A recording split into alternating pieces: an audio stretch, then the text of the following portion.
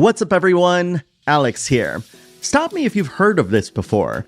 I think that this year is going to be the best year in RPGs.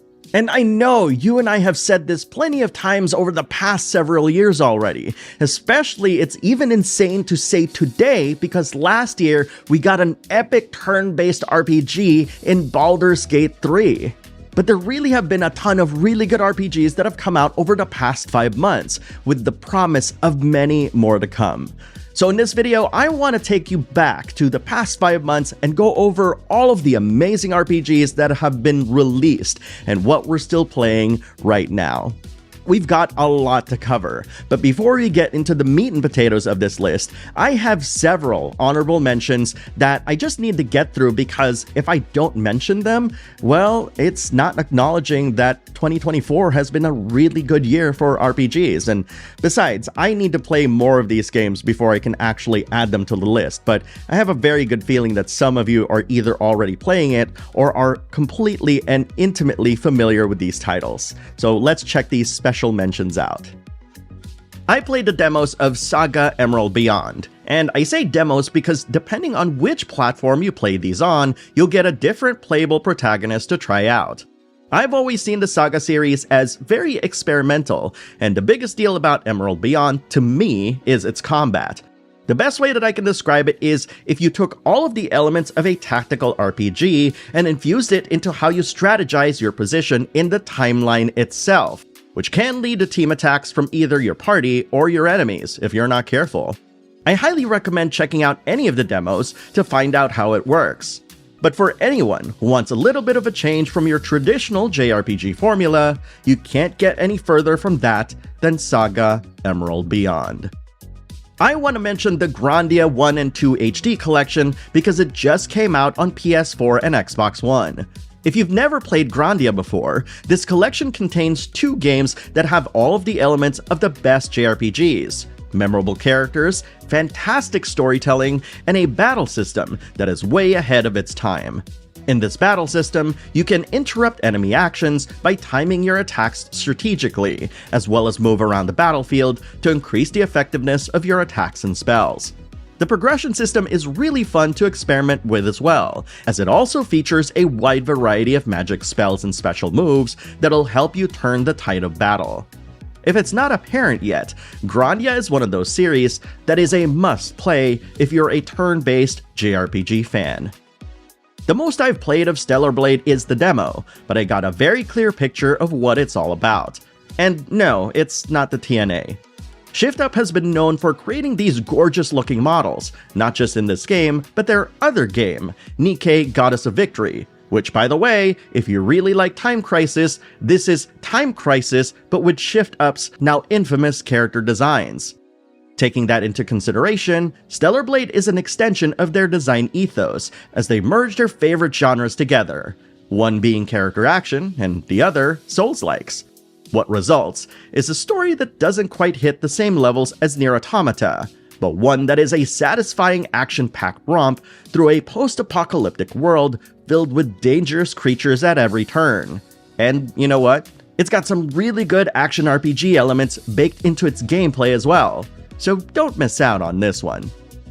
This next special mention is of a game that I've never played before, but I'm looking forward to doing so, and that is Paper Mario: The Thousand Year Door. So many of you have told me that as a fan of Super Mario RPG, that the Thousand Year Door is simply the best of the best when it comes to the Paper Mario games.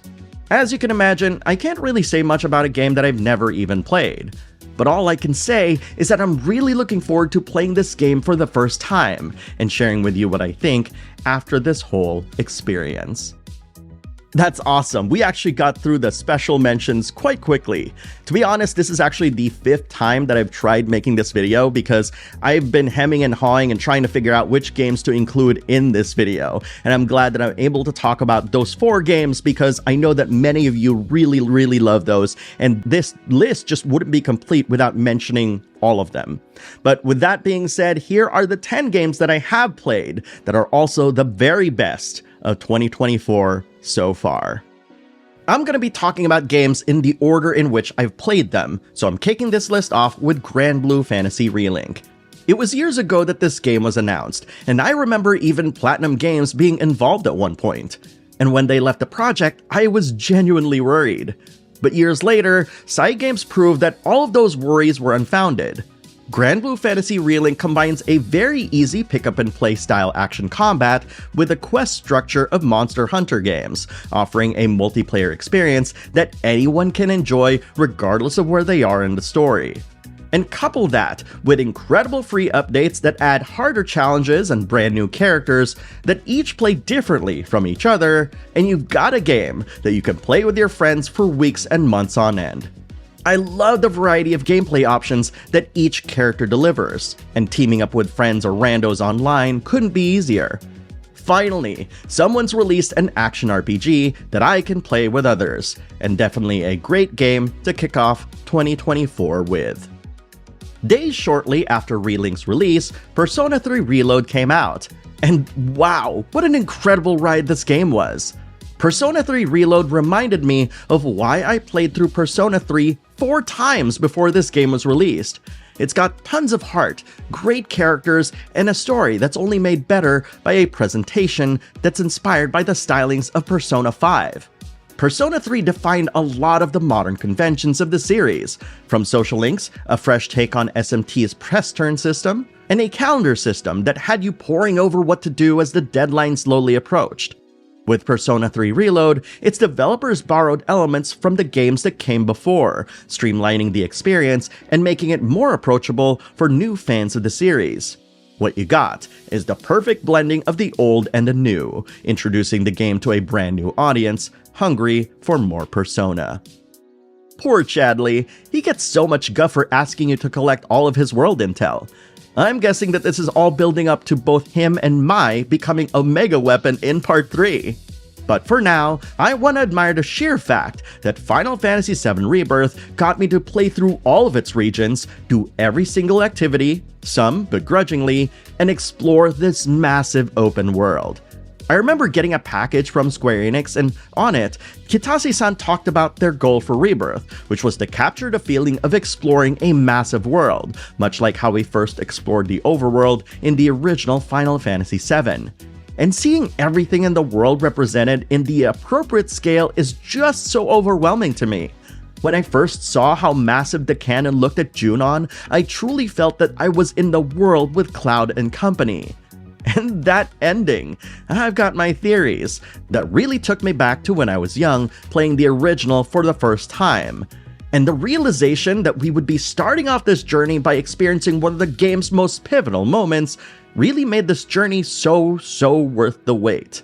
And in case you're keeping tabs, yep, I'm still trying to 100% the rest of the regions in the game. And as if this year wasn't awesome enough already, Vanillaware goes and releases a brand new game in the form of Unicorn Overlord. I admit that I've never played the original Ogre Battle, and so many of you telling me what it was and how this game is that didn't really resonate with me. However, when I started up Unicorn Overlord, I immediately got it. By combining exploration and battles onto a single map, you get this synergy of designs that's unlike anything we've seen before. There is so much explorable terrain across Unicorn Overlord's vast landmasses that it's a ton of fun just trying to gather as many resources as possible to fix up and liberate the plentiful towns this game has.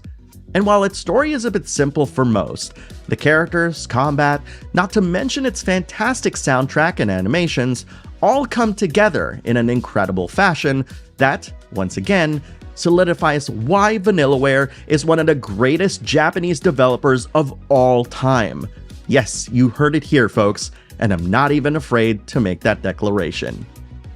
I got a question for you.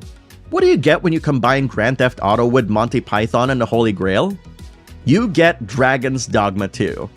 Okay, that comparison might be weird, but so many people have been posting some weird things online since the game's launch, like oxen just jumping to their doom or golems smacking you high up in the air, Skyrim style.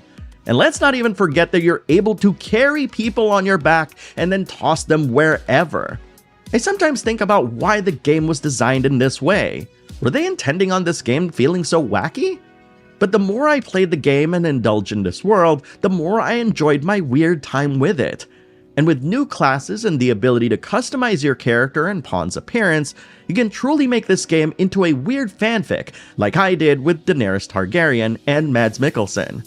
But let's be real here. Can we get multiplayer in these games? I know you canceled Dragon's Dogma Online, Capcom, but that would be a game that I and so many others would play. As of right now, the folks over at Rabbit and Bear have been working diligently on Eiyuden Chronicle 100 Heroes after its release. One of my fans even said that the last time their progression autosaved was 6 hours ago. So much for relying on autosaves, huh fam? So amidst these bugs, why oh why is Eiyuden Chronicle 100 Heroes still on this list? Well, for starters, I kinda see its early problems as similar to when Skyrim came out back in the day. It's tough to remember for some, but that game had massive problems on the PS3, to the point that its performance would tank after 2 hours of play. So if you're one of those people who's able to look past these pain points, what you'll find is a period piece that'll take you back to the golden age of PS1 JRPGs. This, of course, requires you to be patient and forgiving of its lack of modern amenities.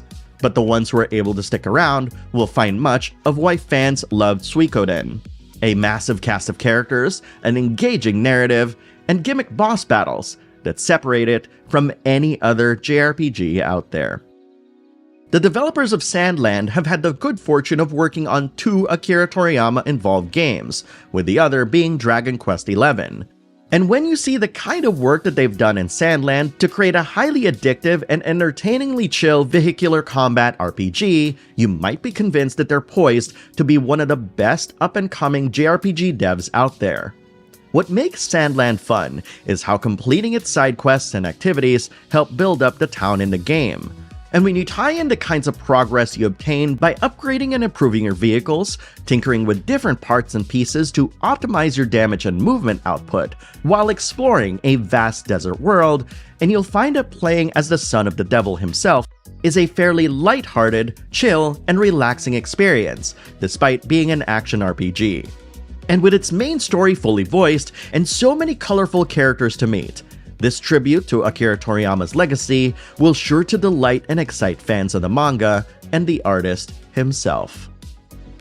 I have been waiting to talk about this game for weeks since I started playing it on early access, and even longer still when I first got wind of it. And that game, my dear friends, is no Rest for the Wicked. As mentioned, it's an early access title, but there's already a ton of mechanics in the game that it feels substantial, with tons of overlapping systems that you're able to sink your teeth into.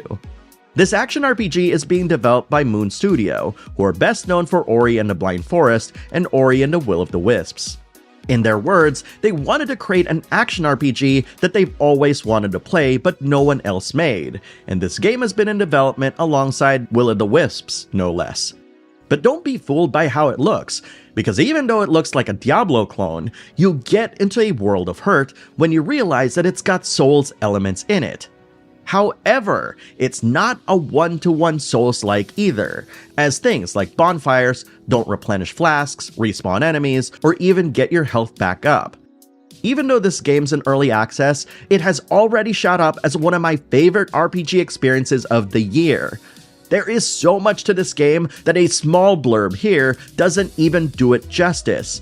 And with everything that I've experienced, it would take an entire video to share with you what I've played. So, if you want me to make that video, let me know in the comments below. Given that I said that this list is arranged based on the order I played each game, you might be asking why Like a Dragon: Infinite Wealth appears much later on this list. Without making this all about that, let's just say that there's a time and place for everything. And now that we're in the lulls of May, I was able to spend hours playing through this game and really indulging in its many stories and side activities. Like a Dragon: Infinite Wealth is the direct sequel to 2020's Yakuza Like a Dragon, starring Ichiban Kasuga, featuring a battle system that's got better positional elements, lots of incentivizing regular attack strategies, and being able to knock enemies all over the place like bowling pins. And with that signature Japanese melodrama that separates the series from other games out there, and you've got a riveting story that'll even take you to a foreign land. Like a Dragon: Infinite Wealth might not have the wealth part down. you'll be poor a majority of your time in the game.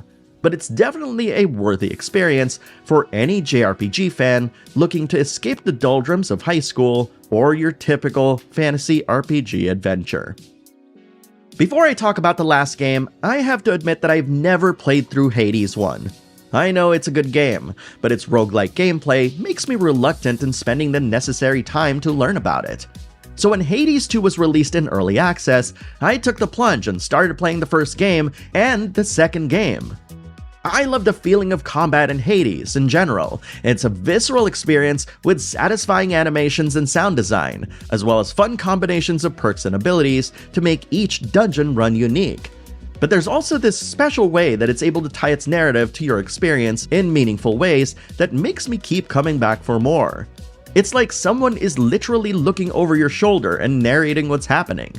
The ease in which you're just able to jump into the fray, do the dungeoning deed, only to be foiled and sent back to redo everything all over again, was something that I never thought in a long time that I'd enjoy again, as this was the type of painful restarting that I had to do when playing games back in the good old 8-bit NES days. But here we are, many years later, with the many considerations of the modern gamer in mind, and I can honestly say that I'm enjoying this romp through hell twice over.